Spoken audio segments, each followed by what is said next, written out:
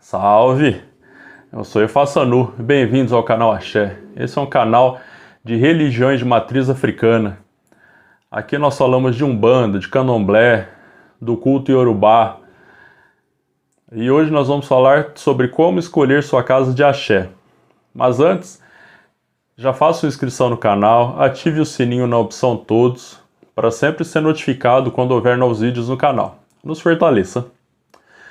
Bom, então vamos ao assunto de hoje.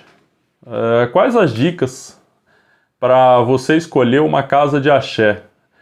Eu vou partir do pressuposto que você já saiba qual religião de matriz africana você quer seguir, seja Umbanda, seja Candomblé, seja Ifá. Então eu vou partir desse pressuposto. Eu prometo que no futuro eu vou fazer vídeos explicando especificamente o que é Umbanda, o que é o Candomblé, o que é o Ifá, explicando algumas diferenças entre uma religião e outra, que muitas pessoas acham que são super parecidas, vamos dizer assim, mas o que liga elas é o culto aos orixás, né? Na ritualística em si há muitas diferenças, ok?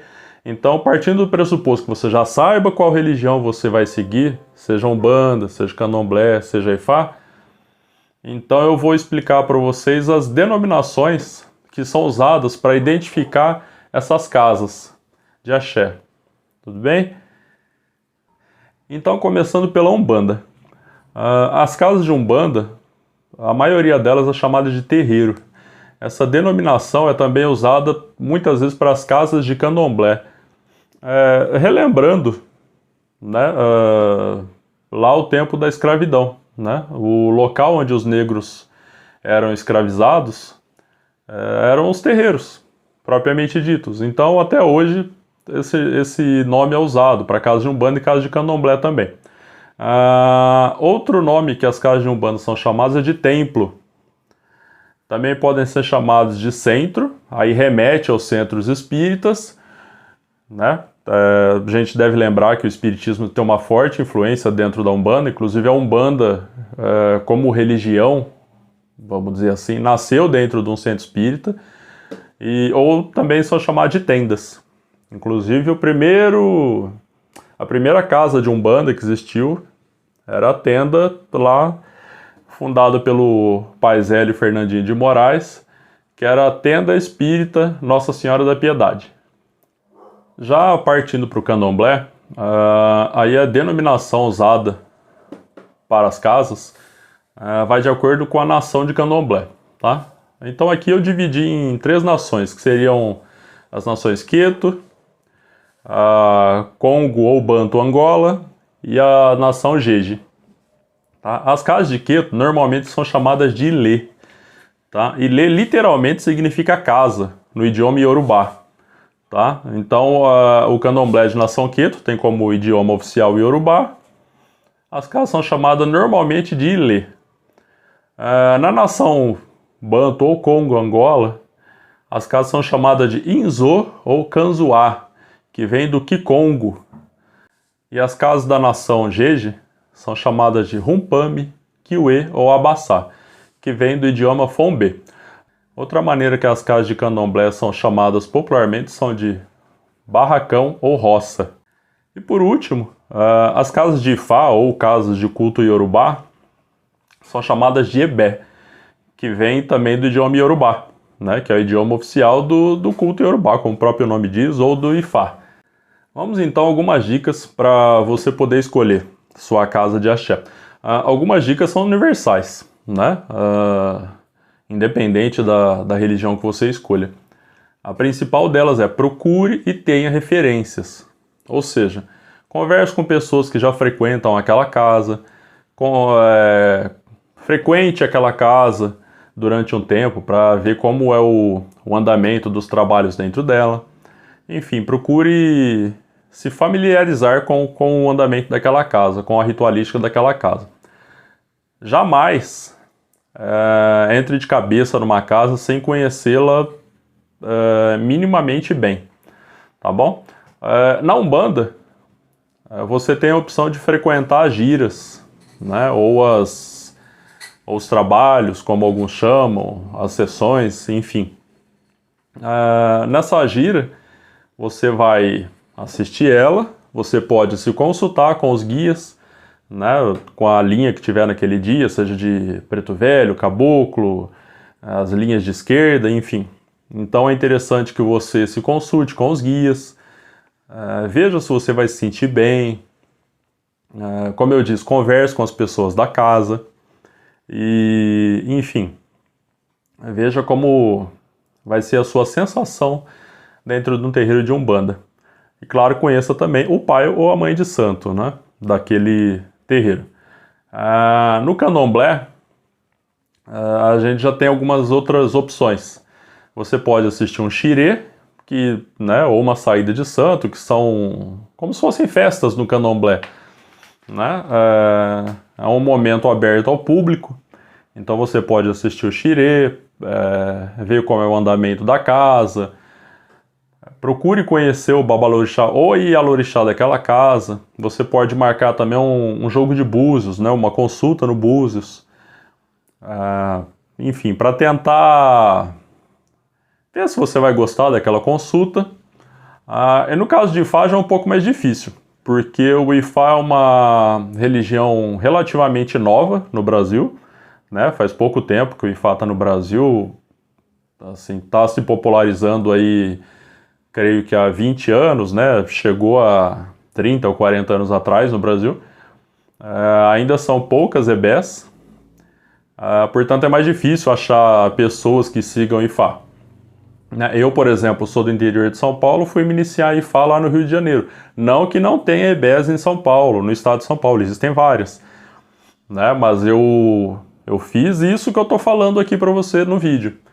Eu fui atrás de referências, conversei com pessoas que faziam parte daquela EBé, tive referência de pessoas que já estavam lá dentro, ou seja, que me indicaram, que me sugeriram procurar aquela casa.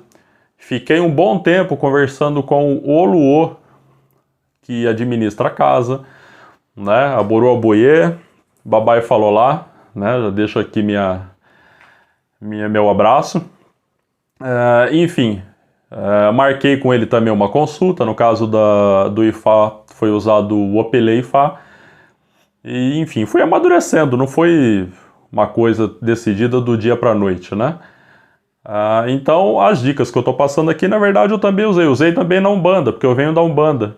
Então, antes de entrar para a gira, né, eu lembro lá atrás, quando eu comecei a frequentar uma casa de Umbanda, eu fiquei frequentando a casa de Umbanda por mais de um ano, na assistência, até fazer parte da gira. E eu não entrei porque eu quis, não entrei por... Como que eu posso dizer? Eu não me convidei para entrar na gira, eu fui convidado pela dona da casa, ela gostava de ser chamada de diretora espiritual, né?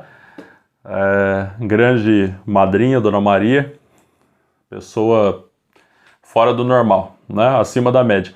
E na verdade não foi nem ela estava trabalhando com o preto velho dela, com o pai Mané, e num determinado dia estava lá tomando minha consulta e o pai Mané disse que estava na hora de eu começar a entrar na gira e começar meu desenvolvimento dentro da Umbanda.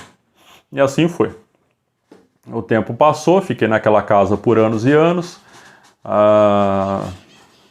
Minha então mãe de santo acabou partindo para Aruanda e a casa fechou.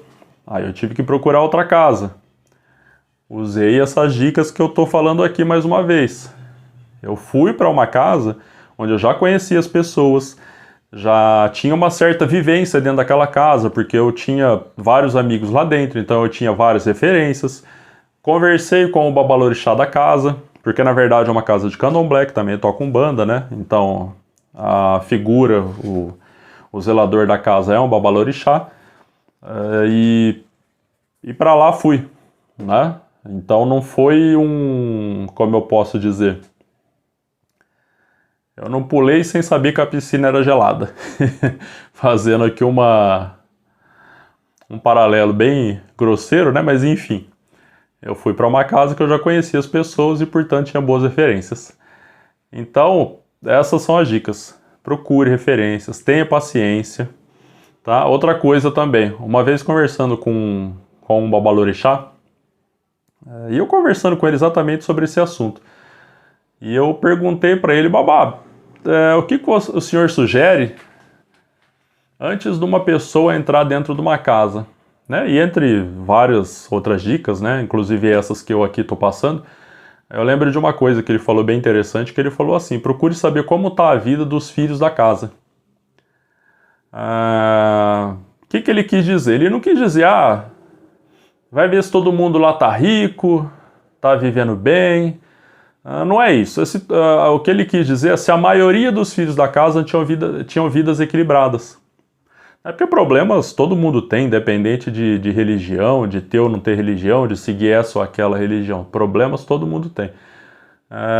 Mas o importante na nossa vida é o equilíbrio, né? Seja o equilíbrio material, o equilíbrio emocional, o equilíbrio espiritual, né?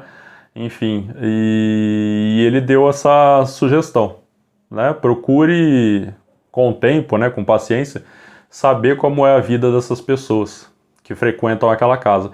É claro que em toda casa vai ter gente que vai estar com a vida virada do avesso. Só que aí a gente tem que ter discernimento para saber se essa pessoa que está com a vida do avesso, se não é ela a própria culpada por estar com a vida do avesso. Inclusive eu vou fazer um vídeo sobre isso também, falando eu vou até usar um termo aqui, a terceirização dos problemas.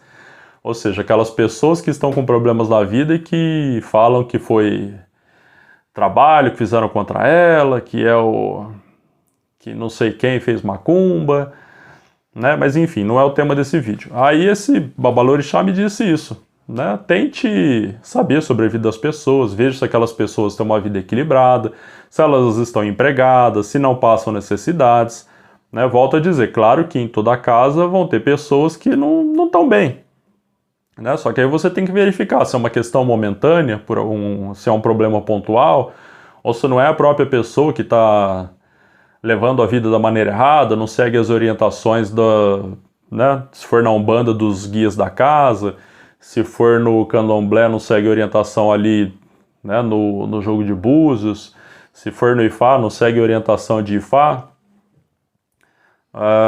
Então essas são as dicas. Espero ter sido claro, né? Talvez em algum momento tenha sido confuso. Se você ficou com alguma dúvida, deixa aqui nos comentários, tá? Fique à vontade para perguntar, fique à vontade também para sugerir temas para vídeos futuros. E desde já deixo aqui meu obrigado, deixe seu like, assine o canal, tá bom? E nos vemos no próximo vídeo. Muito obrigado, axé!